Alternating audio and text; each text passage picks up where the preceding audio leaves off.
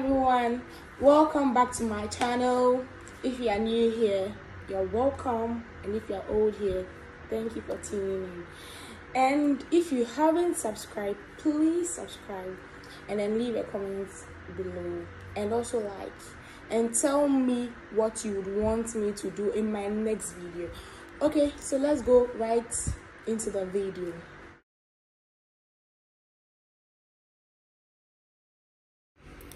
So welcome back. During the week, okay, I actually told my friends to ask me any question they would want to ask me, and then I'll answer them in my next video. So this is it. Questions you asked me and answers I have for you. So don't go yet. Okay, so I got a question, and then the person was saying or was asking, are you so mad at me? Okay, so this is a guy. Okay, so this guy, friend of mine, we go way back. I mean, way back. So he did something I didn't like, and he has been commenting under my posts and stuff, but I've been ignoring him. So I think he just wanted to know if I'm so mad at him. I'm actually a forgiving girl. If you know me, you know me. We don't keep grudges. We just say what's on our mind and move on. So yeah, I'm not mad at you. So I got a pretty interesting one. Okay, a pretty interesting question. Should I even call it a question? It wasn't a question per se, but I'll go back to that because it's a whole lot of talk I'll have to do.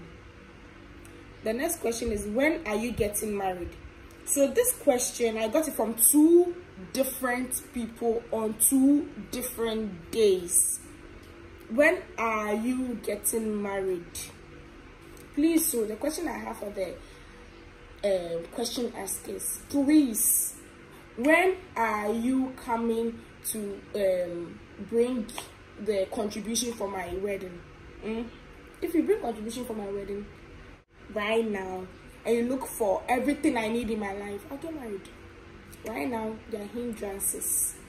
Okay, I can get married, but then right now there are some things we have to do first. Take it little at a time, poco a poco. So the next question I had was, did any relative of yours push you to do medicine, or you willingly went? Okay, so now that's another interesting question. So medicine, now I'm going to tell you a very short story. Before I went to study medicine in Ukraine. That's Ukraine. That story is story for another day, trust me. So did someone push me to do medicine? I would say not exactly, but in life you need to be pushed. When I'm not making the right decisions, you need to be pushed. So when I was very young, really young, I'm so young. That's why I use very. When I was very young, my I used to have my own first aid kit, where I used to put drugs in and stuff. My own personal first aid kit, sorry. So when I'm at home and someone gets hurt, I rush go get a first aid kit and then dress the sore. Then I used to read a lot about injuries and all those things. So my mom saw that this my girl, she has to be a doctor. So that's how, I didn't even know that that's what she was thinking. You see, mothers are very wonderful. They think, in fact, before you thought, in fact, before you think, they've thought. So yeah, so that's what happened. So my mom was actually thinking of making me study medicine when I wasn't probably thinking of the future. I was just looking at it now. So it got to the point in my life I was supposed to make a choice whether medicine or not. Then I actually chose law, because along the line my dad made me join the debate team in school. So even though I was whack at debates, I started liking it. So I really like debates a lot. So I realized that and I really started like reading those books, John Grisham and all those, Sidney Sheldon and stuff. I really loved those kind of novels. So I was like, I'm not going to do anything science related, because I think I found a new lab, and that's law. Now back to the science related course.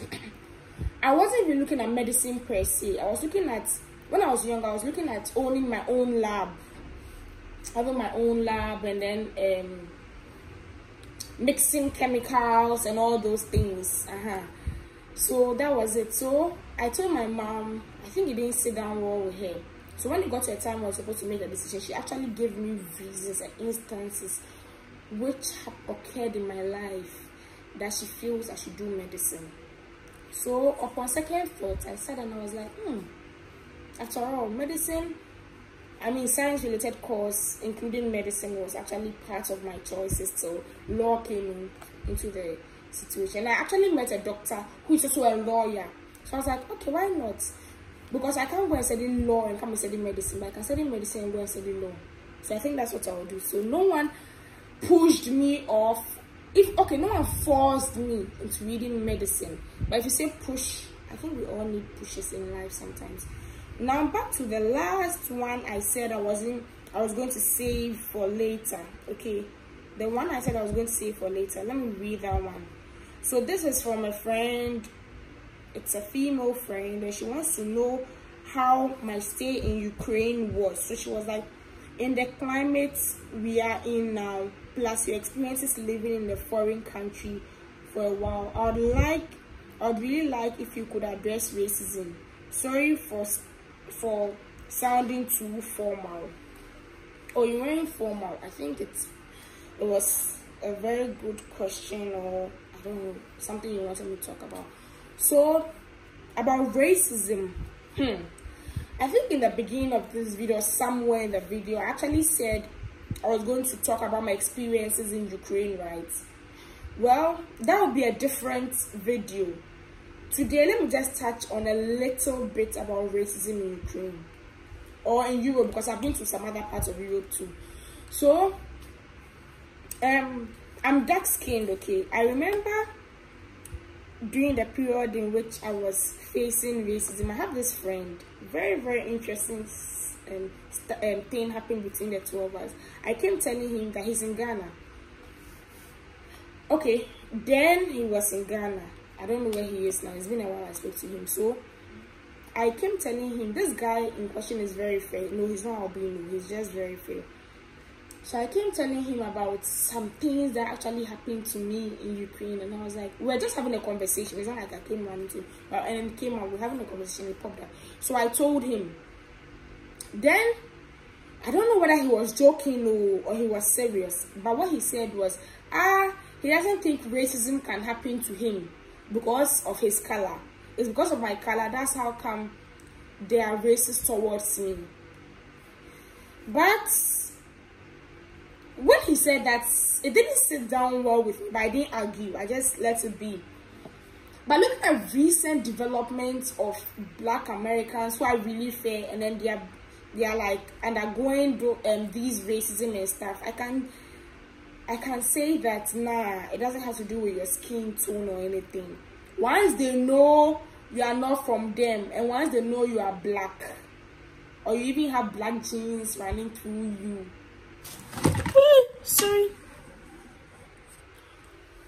Sorry, my ring lights was falling. Yeah, back to that. Once they know something actually happened to you, like you have black genes in you, that's it. Okay, so my experiences in Ukraine, okay, I promise to do a video on that, because I can't do it here right now. It's going to be too long. I'll give you instances where I was called names, instances where I'm in the bus and someone fakes falling just to touch my hair, instances where a man just regularly comes to touch my ass, instances where they look at me and then try looking at me seductively, like he wants to look into my shirt to see how my boobs are or what they are made up of. Instances where they've actually said words like kuva or chorny and stuff.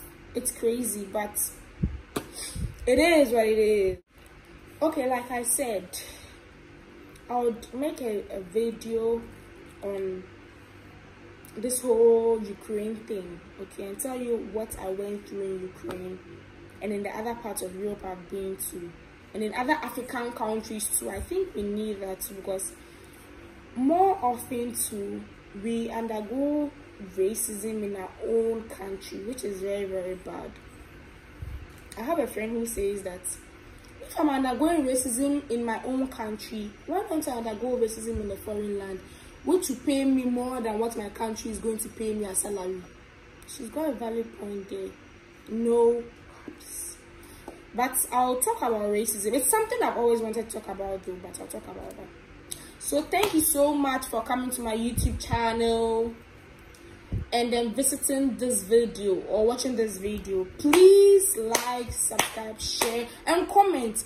Every time I ask you guys to give me new ideas on what you want to see on my video, but no one on my channel, sorry, but no one says anything. And yes, so you guys are complaining that I'm not uploading stuff. I'm also human, no.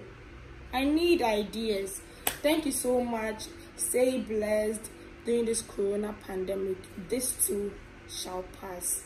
Bye.